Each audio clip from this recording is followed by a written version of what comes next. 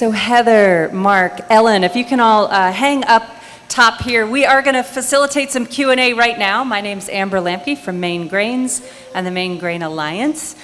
Pleasure to be here. And you know, what we've just heard from Heather and Mark and Ellen, I just want to bring us together around the point that for all of you who are value-added producers out there, brewers, bakers, millers like myself, all of this work starts right here, and we can't do the work that we're doing without the important work that these folks have started. So huge round of applause.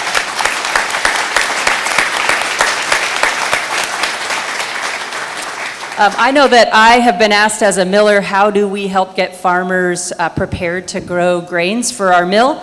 And I've had the fortunate answer of being able to say that while I am developing personal relationships with each and every farm that we buy from, I have the luxury of sending them on to these folks for the technical support that they need to be able to grow grains on their farm. So this work is so important. We are going to entertain questions and answers from the crowd right now. JC has a poll going out. If you have questions in hand, I'll take those. Otherwise, we can do some questions the old-fashioned way. First question is, how can I get involved and support research as a brewery or a farm? Well, I think we're going to talk about that at the end. Is that right? In terms of variety trialing, let's say if it was a brewery? Is that the? Yeah. So. Yeah, brewery or farm. Brewery or farm. We do need to figure out a way to test varieties. The variety trialing that we've shown has been supported by the Brewers Association, and so we are going to need a way to figure out how to fund and structure variety trialing in the future. I think all of us that a lot of the questions that we end up is we need to hear feedback and what people are challenges they're facing. So get involved in the Northern Grain Growers Association or the Maine Grain Alliance or somewhere in New York, and help with that conversation so that we can be, any of the research efforts, outreach efforts, or any of that we do is going in the right direction. We don't have the equivalent organization, but what we do have is an annual Empire Barley and Malt Summit organized by Cheryl Thayer and Gary Bergstrom, who are here in the audience. And we are working, I believe Corey Mosier is working on putting something together, isn't he? So we're not quite as far along as you guys are in terms of organization, but the Barley conference that we have each December is very well attended.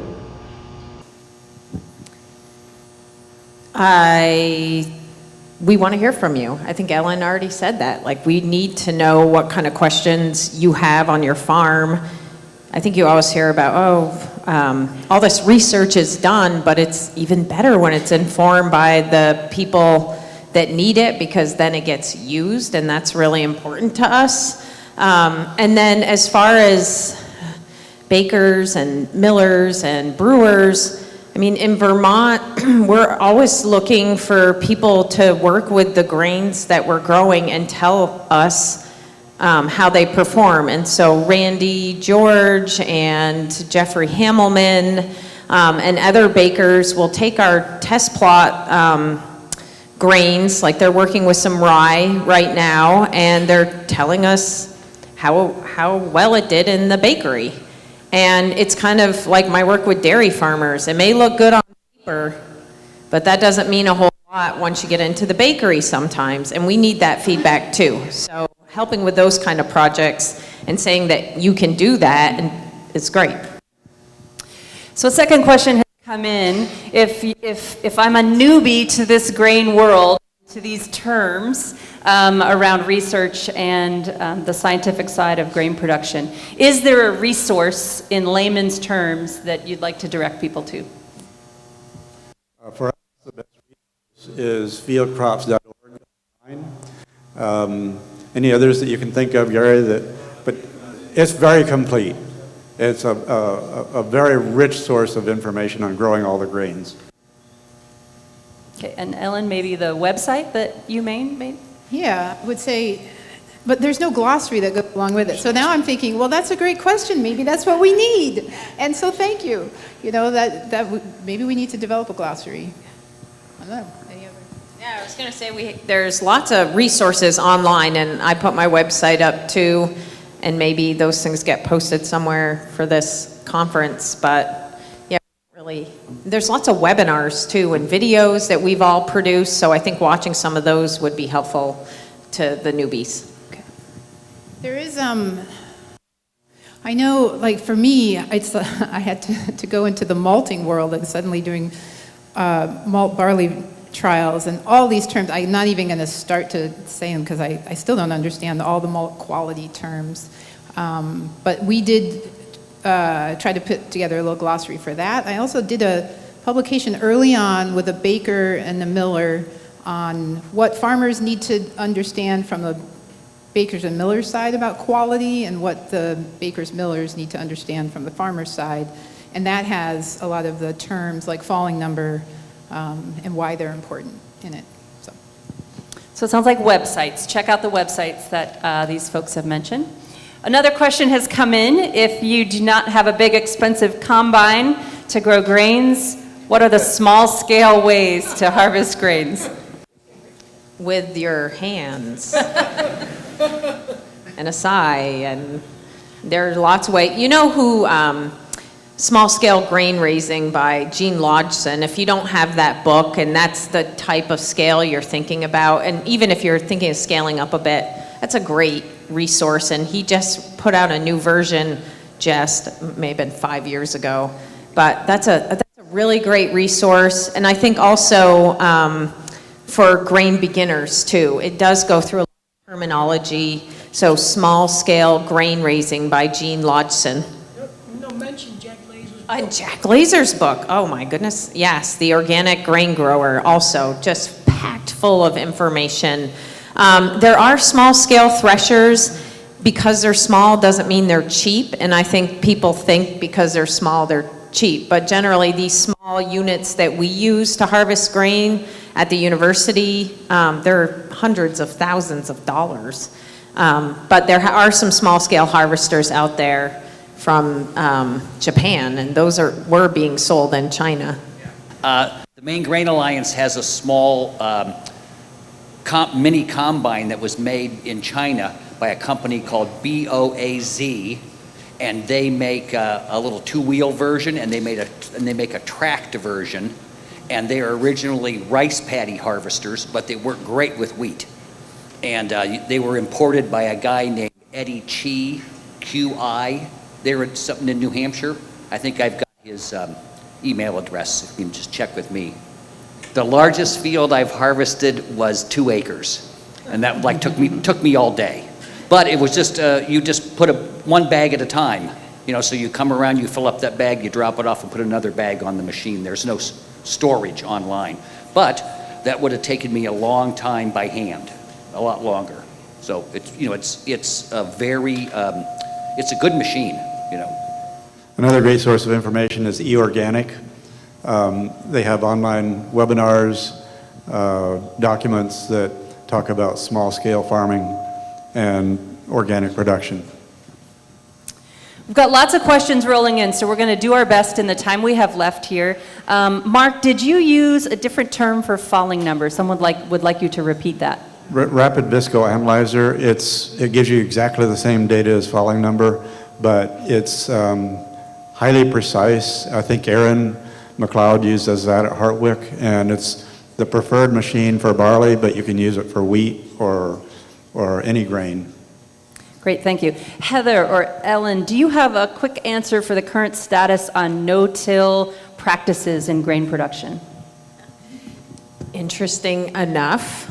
We are starting to do a considerable amount of work with no-till in grain production. Most of the work has been focused on corn and soybeans, which isn't at the heart of our conversation today, although there are some great tortilla chips back there. So there is a lot of information on growing no-till corn and soybeans for sure.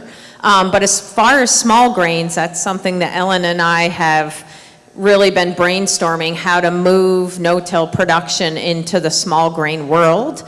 And we are doing some work on that, and I would say maybe come visit with us afterwards and we can talk about where we're at this point. But we'd like people's feedback for sure.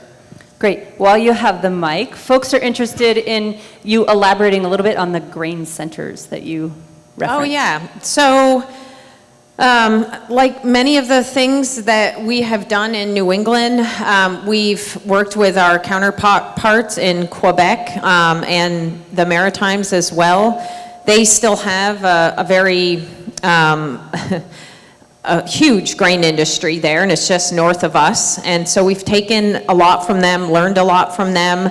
One of the new strategies that they have in Quebec is to have grain centers, which are on farms, and those farms act as aggregation points for grain coming from smaller farms. So one of the challenges for, let's say, Amber in particular, is that it's difficult maybe to get a small load of grain from here and a small load of grain from there, and for her as the miller to manage all of these different small contracts, which is what, you know, our region will likely end up being as we explode with grain production.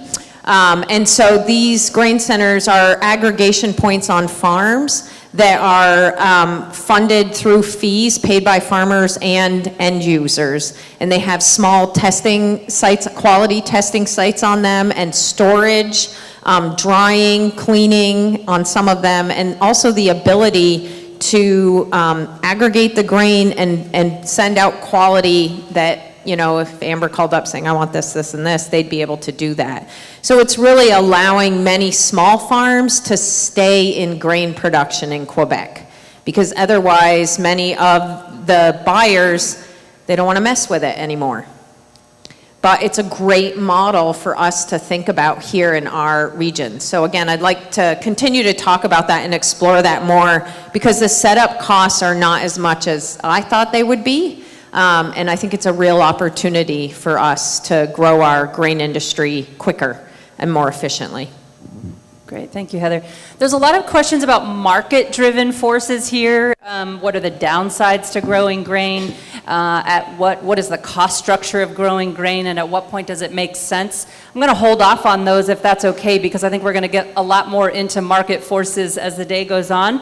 Why don't we entertain one last question here, which I'm going to direct for Mark, which is, can you give folks a sense of the timing of testing seed and getting it to market? And a few of us, about 12 of us, met last night on this very topic and spent the whole evening talking about the challenges of getting seed to market and test to market. But maybe you could summarize that process, Mark, and what some of the pinch points are that we're facing.